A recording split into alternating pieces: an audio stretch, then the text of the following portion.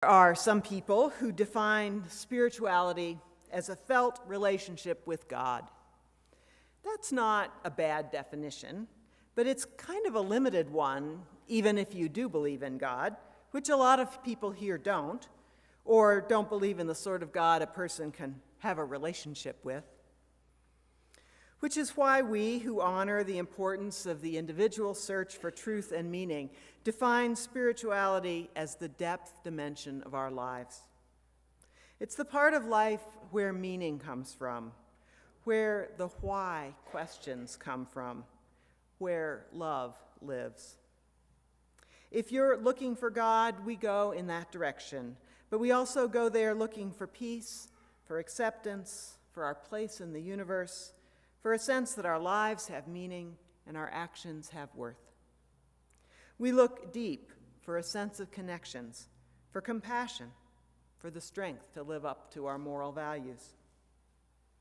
There's a depth of life available for every human being, and spirituality and spiritual practices to fit every kind of belief about the meaning of life. In this age when lots of people are saying that they are spiritual but not religious, meaning they do feel some kind of relationship to God or do experience the sense of awe or do feel deeply connected to their moral values, but that they don't go for the trappings of religiousness like worship services and hymns and church programs, we, who do like and support our version of these things, we have to say something else. We can't say we're spiritual but not religious and sit in this room on Sunday mornings. You can't really claim to be spiritual but not religious if you regularly attend and belong to and contribute to a church, after all. So I like to think of us as spiritual and religious but not dogmatic. And when I say dogmatic, I get this wonderful picture of a snarly bulldog in my mind, surrounded by one of those not signs. Every once in a while, we survey the congregation about their beliefs, spirituality, and practices. In the past, this congregation, like most congregations, UU congregations, has found itself to have three main theological groupings. Roughly 1/3 of the congregation has no use for God, goddess, divine beings of any sort. They are focused on this life, on this world, on justice, on a good life for all people. Some of these folks call themselves atheists. They don't believe in God. Some call themselves agnostics, meaning they don't know for sure, but in their day-to-day life, they are not particularly interested, not seeking, not inclined to pray in hard times. There's just really, for them, no God there. Some of our no use for God group thinks of themselves as humanists, as focused positively on the creative potential of humanity and on the need to work for a world in which that creativity and potential can thrive, learn, solve problems, and advance. Another third of our congregation, more or less, does believe in the traditional sort of divinity, one you can relate to, who loves us, who might help us if we ask in prayer. A few of these folks think of themselves distinctly as liberal Christians, as followers of the teachings of Jesus, especially those that embody his radical love of neighbor, self, and God. Another group, larger, have found the goddess in their lives. They think of themselves as pagans and are often focused on the natural world rather than the human world. A larger group yet in this subset of UUs are people who believe in some kind of God or presence in the universe, creative force in the universe, but are not particularly drawn to Jesus or to Christianity. In the middle between these two groups, another more or less third of the congregation, are folks who think of themselves as agnostic or not knowing, but lean towards believing that there's some kind of divine force in the world. And those who do believe in God, but define that God in abstract rather than in personal terms. God is the creative force of the universe, for instance, or as the originating spark of consciousness in the universe, or as their higher power, as the 12-step program folks say, the source of morality and the ground of our being. The search committee you elected a couple of weeks ago is about to do another survey. We have to know who we are, after all, before we can say what kind of senior minister you want after I retire. And anyone applying for the job, starting with Angela, who's our inside candidate at the moment, will want to know the same thing. You'll hear more about that in a few minutes. It matters what we believe, and the intellectual and heartfelt search for beliefs that work for us in our lives is an important spiritual practice which we support in this church. We have to, because the church doesn't have a dogma to tell you what is true that you must accept or else. We put our faith in you and offer you the tools and conversations to help you figure out what you believe. And while it matters what we believe, it may matter more what we do about what we believe. Whether you believe that every person is a child of God and deserves to be treated decently, or that every person has worth and dignity because they are human beings and deserve to be treated decently, the important thing is that you train yourself to treat other people decently, after all. Whether or not you quiet yourself to pray to a God who will give you peace, or quiet yourself to experience the peacefulness and deep breathing and soft eyes, you'll be profoundly helped by your practice. Whether your spiritual practice is to love your neighbor as yourself because that's what Jesus recommends, or your own spiritual practice is service to humanity because that's what your humanism suggests to you, the result will be the same. And that gets us into the realm of spirituality and spiritual practice. If spirituality is about the depth of life, then spiritual practice is whatever we do to cultivate our awareness of the depth of life. It's becoming aware of and using the states of mind and heart that will help you find depth and meaning, love, purpose, and peace. The human race has come up with a myriad of spiritual practices because people are different. Sometimes we imagine spirituality as praying on our knees, ouch, or meditating in lotus position, double ouch. But not only can you meditate or pray in a chair, you can do so standing, moving, lying down. There are spiritual practices that involve reading, writing, art, serving others. If you don't think you have a spiritual practice, think again. You're here. For most of you here, you've either decided or are thinking of making a spiritual practice of regularly attending a worship service because you hope that will deepen your life, teach you something new, be an experience of peace and renewal, right?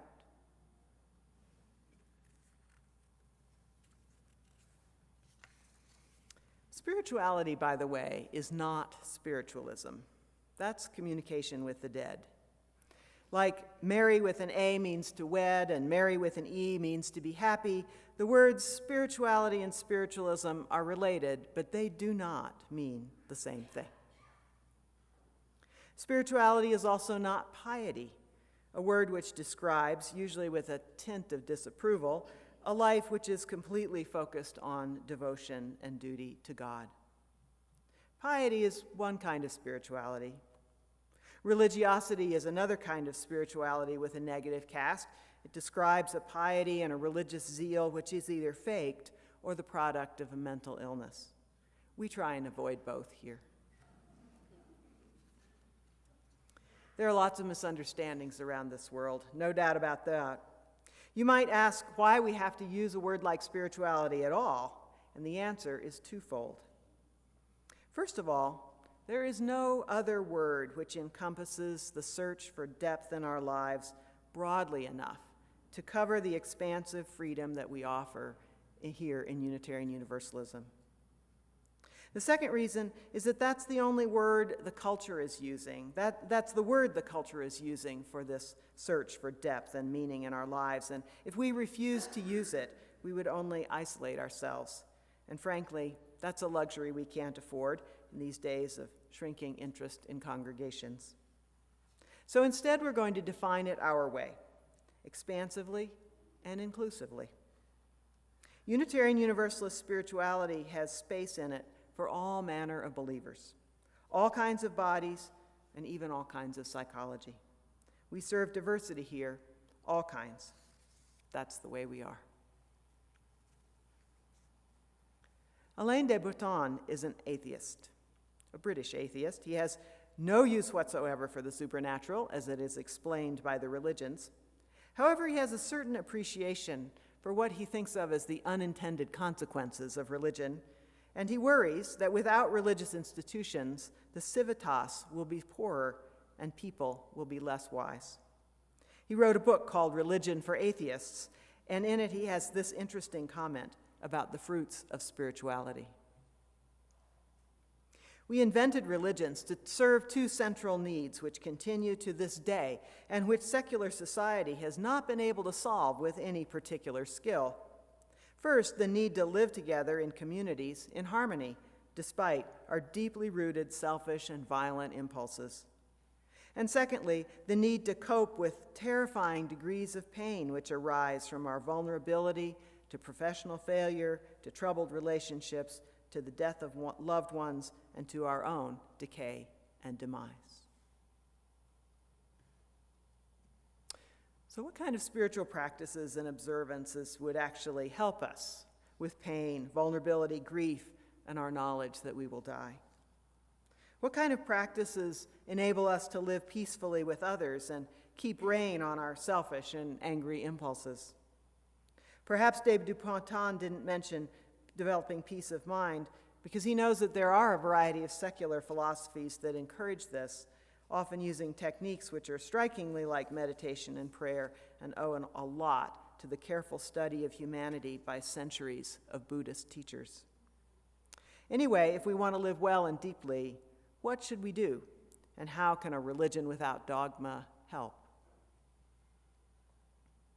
Well, with no dogma, we are free to honor the religions of the world in all their glorious diversity, as well as the spiritual quest and spiritual practices which come to us from philosophy, humanism, atheism, and other faith traditions that don't have God at the center of them.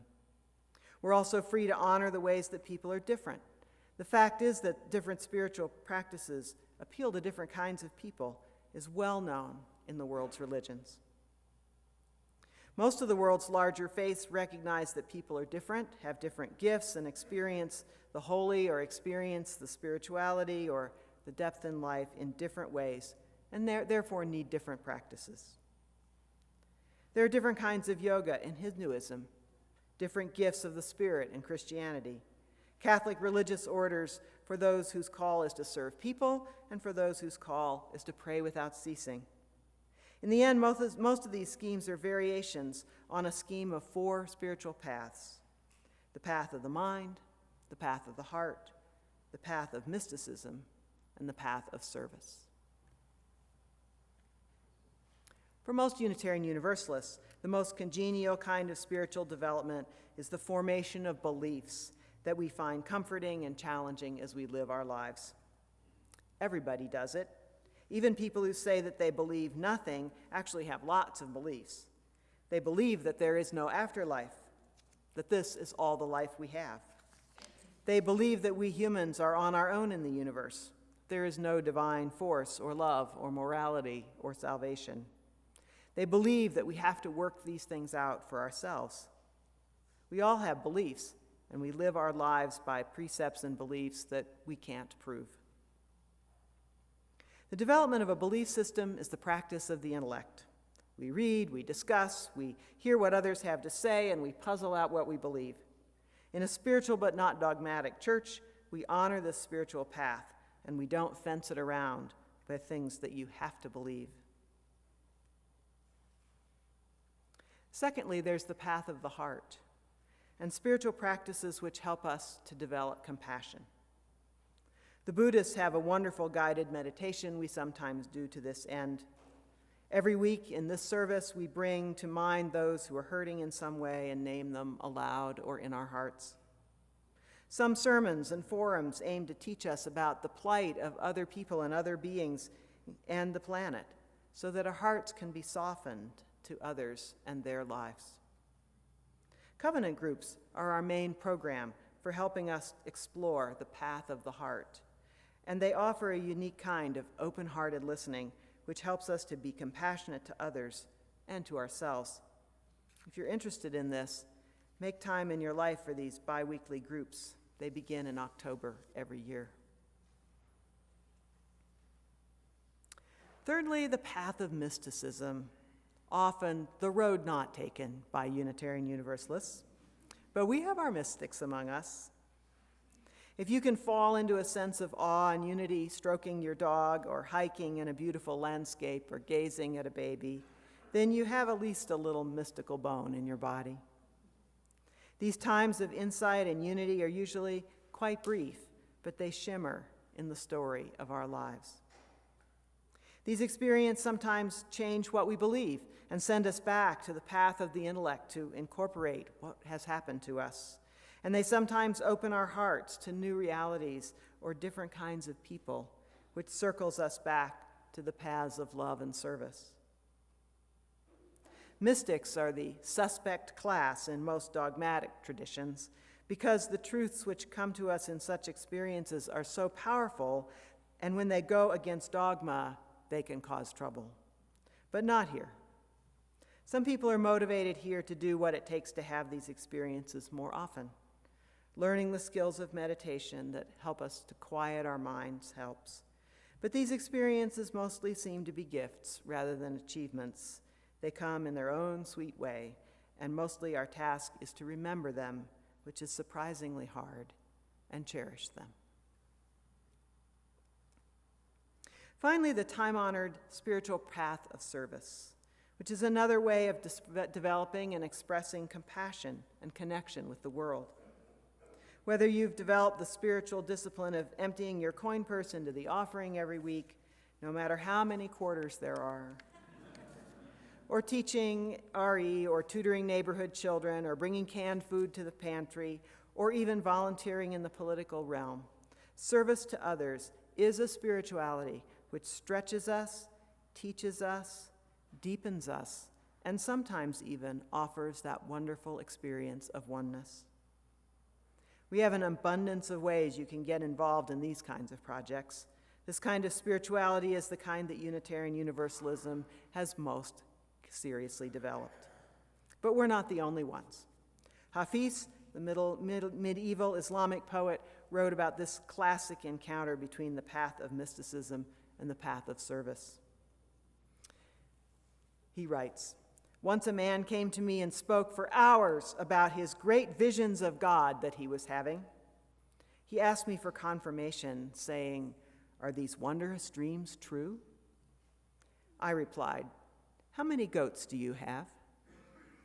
He looked surprised and said, 'I'm speaking of sublime visions, and you ask me about my goats?' And I spoke again, saying, 'Yes, brother, how many do you have?' 'Well, Hafiz, I have 62. And how many wives?' Again he looked surprised, and he said, 4. And how many rose bushes in your garden? How many children? Are your parents still alive? Do you feed the birds in winter?' And to all this he answered. And then I said, 'You asked me if I thought your visions were true. And I would say that they were, if they made you become more humane, more kind to every creature and plant that you know.'" People are different, and our lives take different turns. The intellectual quest for belief morphs into the passion for a better world. A surprise and even unwelcome sometimes spiritual experience forces us to revisit what we believe and turns us to meditation and prayer.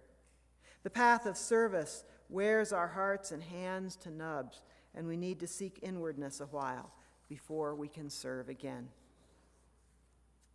We Unitarian Universalists, usually rational by bent of mind, often not believing in a traditional sort of God, still have a spiritual life, still are in touch with the depths and meanings of life, still contemplate the mysteries of death and beauty and goodness. We do sometimes neglect our solo work, so I urge you to walk in the desert, to sit every morning with your coffee and practice your soft eyes, or to empty your thoughts and just watch the birds, To do yoga not just because it's good for your body, but because it can quiet your mind. And if yoga seems too strenuous or you feel too inflexible, Tai Chi is the practice of millions of Chinese people for a very good reason. Just church is probably not enough for a well-developed spiritual life. So keep experimenting until you find a balance that works for you. And rest assured that whatever you find works for us. No dogma, just a variety of paths to peace, self-acceptance, compassion, and oneness. Blessed be.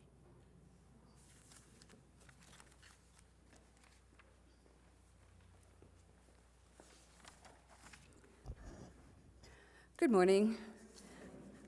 I am Jerry Noble, and I am honored to serve as the chair of the Minister Search Committee. With Christine's retirement coming later this year, the committee was presented to and elected by the congregation last month at our annual meeting. Since we have an internal candidate in Angela Herrera, the committee is responsible for conducting a congregational discernment process regarding her. A congregational discernment process assists members with determining the church's strengths, challenges, and future directions as a foundation for this selection. We will also be identifying what qualities, interests, and traits you seek in our new next senior minister. Later this spring, we and Angela will determine if we have a good match, and if so, she will be presented to you as the ministerial candidate at the May 7th congregational meeting. In the coming days and weeks, you will be receiving details about this process and the role that each of you is encouraged to play. You will receive instructions about how to fill out a congregational survey. You will be invited to participate in small group conversations or in conversations with committees you are already a member of. And the committee will be available in the social hall during the next 3 Sundays. We will have the survey available online and on paper, and we'll be there to answer your questions and hear your concerns. All of this will start next Sunday, February 26th, and your participation and engagement with this process is crucial. Remember, the decision goes both ways. We choose our next senior minister, and our next senior minister chooses us.